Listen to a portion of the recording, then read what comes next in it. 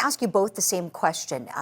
What would you say to this jury if given the opportunity to be the attorney doing the opening statements? And on both sides, what might you present thematically? What might you want to really hit home when you get that opportunity to make the great first impression?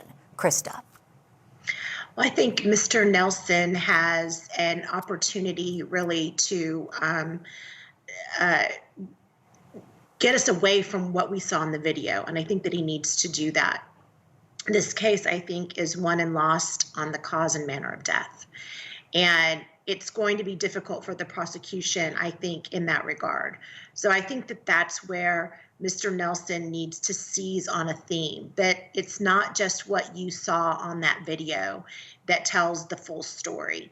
There's much more to it. And he's got some jurors, I think, that will really help him out in that regard, particularly the chemist, who I think is now seated juror number 2. And he's got a few people that are very analytical on that jury. And so I think he needs to really speak to them about that. I think for the prosecution, you're going to focus on the video. The defense wants you to not to believe your lying eyes, but your eyes saw everything you need to see. And I think that that's where they need to focus their attention. From the moment that the police came to the car with their guns drawn, I think is very telling about how this thing played out. And it was almost fait accompli at that very moment. Christa, thank you.